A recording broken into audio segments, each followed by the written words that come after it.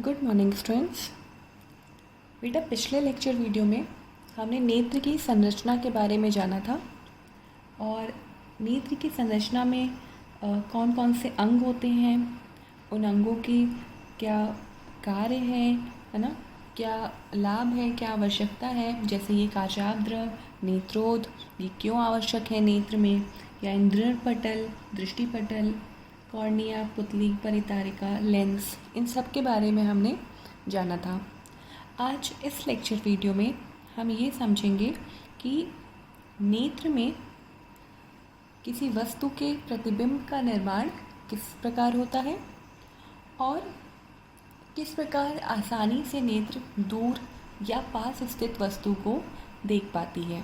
ठीक, तो हम लोग लास्ट लेक्चर वीडियो में दृष्टिपटल यानी रेटिना के बारे में समझ रहे थे। तो बेटा, हमने ये तो जान लिया था कि नेत्र में किसी वस्तु का प्रतिबिंब इस तीसरी लेयर या परत, जिसे हम रेटिना कहते हैं, उसी पर बनता है। ठीक, अब रेटिना पर किस प्रकार बनता है ये जानते हैं। तो ये जो तीसरी परत रेटिना है, या जिसे हम दृष्टिपटल कह रहे हैं, इनमें बहुत बड़ी संख्या में प्रकाश सुग्राही कोशिकाएं होती हैं। कौन सी कोशिकाएं हैं? प्रकाश सुग्राही कोशिकाएं उपस्थित होती हैं। अब ये प्रकाश सुग्राही कोशिकाएं क्या होती हैं बेटा? तो प्रकाश सुग्राही कोशिका का मतलब है ऐसी कोशिका जिस पर प्रकाश पड़ते ही, ठीक है, जैसे ही इन कोशिकाओं पर प्रकाश किरणें पड़ेंगी, क्या होगा, ये कोशिकाएं उन किरणों को सिग्नल में परिवर्तित कर देंगी। ठीक है, और किस प्रकार के सिग्नल में परिवर्तित करेंगे? विद्युत सिग्नल में। ठीक, तो रेटिना में प्रकाश सुग्राही कोशिकाएं होती हैं और प्रदीप्ति होने पर यानी प्रकाश पड़ते ही ये कोशिकाएं सक्रिय हो जाएंगी और प्रकाश को विद्युत सिग्नल में बदल देंगी। ठीक है, अब ये सिग्नल इस दृक् तंत्रिका यानी ऑप्टिक नर्व के द्वारा मस्तिष्क तक पहुँचेगा और मस्तिष्क इन सिग्नलों की व्याख्या करते हुए या उसको प्रोसेस करते हुए वस्तु के बारे में हमें जानकारी देगा, है ना। यानी हम समझ पाएंगे कि हम किस वस्तु को अपने सामने देख रहे हैं। बात समझ पाई? एक बार फिर से हम बता देते हैं। ठीक है, इस दृष्टिपटल यानी रेटिना में बहुत बड़ी संख्या में प्रकाश सुग्राही कोशिकाएं उपस्थित होती हैं। ठीक है, और प्रकाश सुग्राही कोशिकाएं क्या होती हैं बेटा?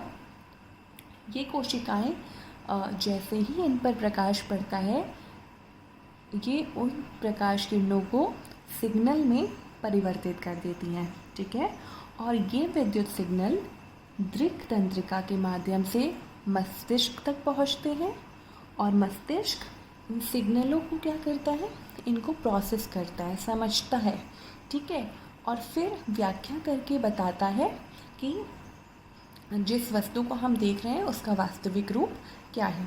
ठीक है, इसको कहने का मतलब ये है, देखिए ये जो लेंस है जो नेत्र में उपस्थित है, हम देख पा रहे हैं कि ये उत्तल लेंस है।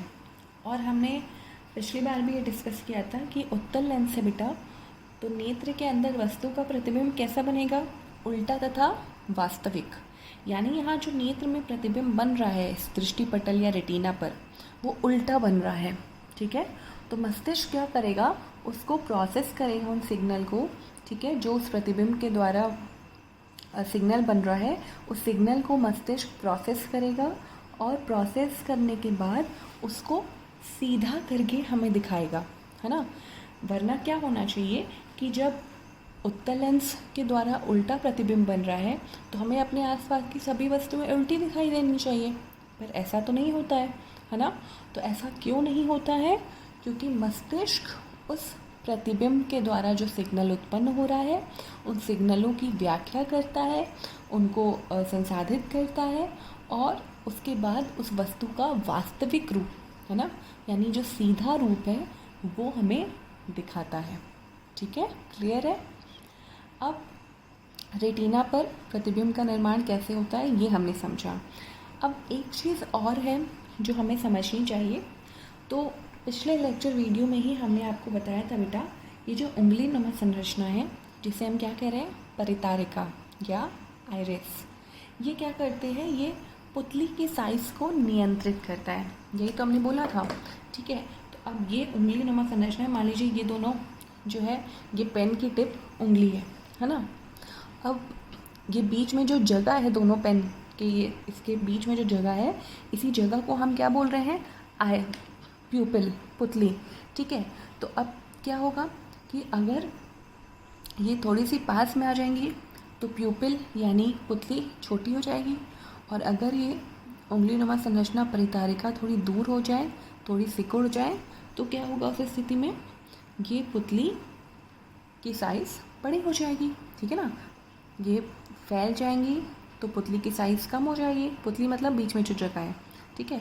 तो अगर ये फैल जाएंगी तो उंगली की साइज़ ये पुतली की साइज़ कम हो जाएगी, और अगर ये सिकुड़ जाएंगी तो पुतली की साइज़ बड़ी हो जाएगी, ठीक है। अब ऐसा क्यों होता है और ऐसे होने की आवश्यकता ही क्यों है, ठीक है। तो बहुत ही आसान एक उदाहरण लेते हैं और आपको समझाते हैं। जैसे मान लीजिए बेटा कि अगर कभी अचानक से आपके आँखों में कोई टॉर्च दिखा दे, है ना, तो होता है ना झटके में, या फिर आप कहीं ऐसे किसी जगह पे चले जाए जहाँ अचानक से आपकी आँखों में बहुत अधिक रोशनी पड़े, ठीक है। तो क्या होता है, हमारी आँखें छोटी हो जाती हैं, छोटी का मतलब थोड़ी बंद होने लगती हैं, है ना, होता है, सबने महसूस किया है।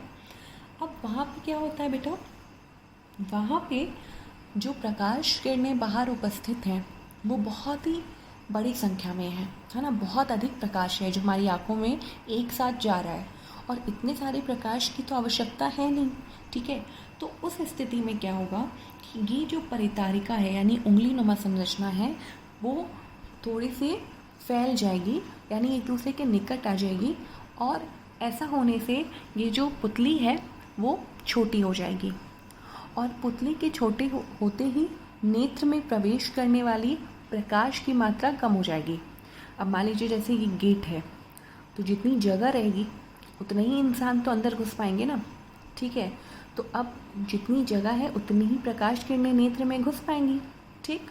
तो अगर हमें प्रकाश किरणें बाहर बहुत अधिक हैं तो हमें क्या करना है, हमें प्रकाश किरणों की संख्या को कम करना है ना, संतुलित करना है। तो उस स्थिति में क्या होगा कि ये उंगली नुमा संरचना यानी परितारिका थोड़ी सी फैल जाएंगी, ठीक है, और इस पुतली की जो साइज़ है उसको कम कर देंगी, ताकि प्रकाश किरणों की मात्रा जो नेत्र में प्रवेश कर रही है वो कम हो सके। बात समझ में आ रही है। तो जब लाइट अधिक है बाहर तो हमें क्या करना है, अंदर जाने वाली प्रकाश किरणों को कम करना है। तो इसीलिए आँखें क्या होती है, थोड़ी सी ऐसे बंद हो जाती हैं, ठीक है। ठीक इसके विपरीत स्थिति में अगर मान लीजिए आप एक ऐसे कमरे में जाएं जहाँ रोशनी का बिल्कुल स्रोत जो है वो बहुत ही कम है, ठीक है, बहुत हल्की सी रोशनी है वहाँ पे, ठीक है। तो वहाँ पे क्या होता है बेटा, वहाँ पे किसी वस्तु को देखने के लिए आप अगर ध्यान दें तो आपको अपनी आंखें बड़ी करनी पड़ती हैं, या आंखें अपने आप ही थोड़ी बड़ी हो जाती हैं, है ना, बड़ी आंखें करके फिर वहाँ पे किसी वस्तु को देख पाते हैं या देखने का प्रयास करते हैं। तो वहाँ आंखें बड़ी होने का क्या मतलब है कि ये जो परितारिका है जो पहली स्थिति में निकट आ रही थी, ये क्या होगी, ये सिकुड़ जाएगी, ठीक है, ये यहाँ पे है और ये सिकुड़ जाएगी। जैसे ही ये सिकुड़ जाएगी तो पुतली की मात्रा बड़ी हो जाएगी, पुतली का साइज़ बड़ी हो जाएगा, और पुतली के साइज़ बड़ी होते ही प्रकाश की मात्रा जो नेत्र में प्रवेश कर रही है वो भी अधिक हो जाएगी, ठीक है। तो जब बाहर प्रकाश कम है तो हमें आँखों को यानी पुतली के साइज़ को बड़ा करना है, ठीक है, ताकि पर्याप्त प्रकाश नेत्र में जा सके।